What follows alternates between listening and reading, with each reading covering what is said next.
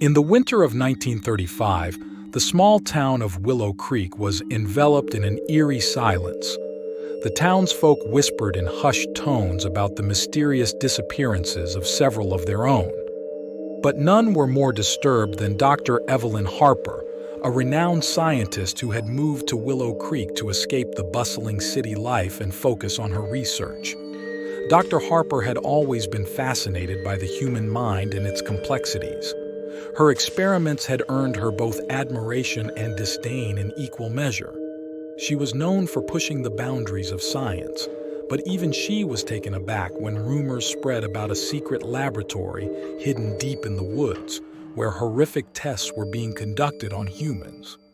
Determined to uncover the truth, Dr. Harper embarked on a clandestine investigation, following the whispers and clues that led her to the heart of the forest. As she ventured deeper into the darkness, the trees seemed to whisper warnings, urging her to turn back, but she pressed on, driven by a curiosity that bordered on obsession.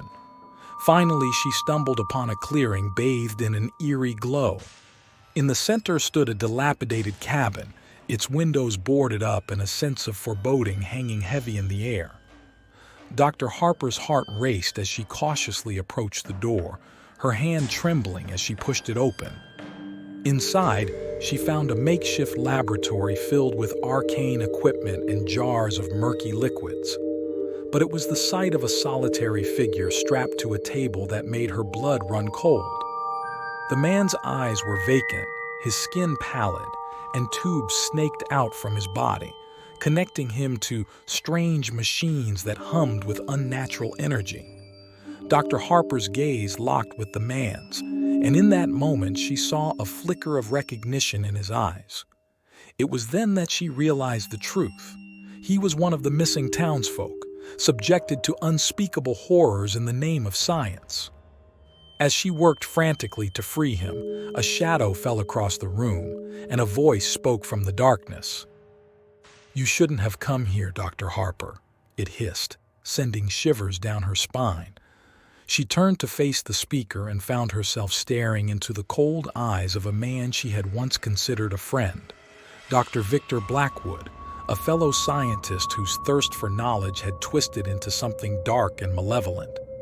Dr. Blackwood revealed his twisted experiments, boasting of unlocking the secrets of the human mind through pain and suffering. But as he gloated, Dr. Harper saw an opportunity and seized it, rallying her courage and confronting him with a determination born of desperation. In a flurry of action, the tables turned, and Dr. Blackwood found himself at the mercy of his own creations. Dr. Harper and the rescued man fled into the night, leaving behind the horrors of the cabin and the darkness that had consumed Dr. Blackwood. As dawn broke over Willow Creek, the townsfolk awoke to find the laboratory in ruins, a grim reminder of the horrors that had lurked in their midst. Dr. Harper returned to her home, haunted by the knowledge of what lay hidden in the heart of the forest, but also emboldened by the strength she had found within herself to confront it. And as she looked out at the rising sun, a glimmer of hope flickered in her eyes, a promise of a new day where the darkness could be banished and the mysteries of the human mind explored without fear.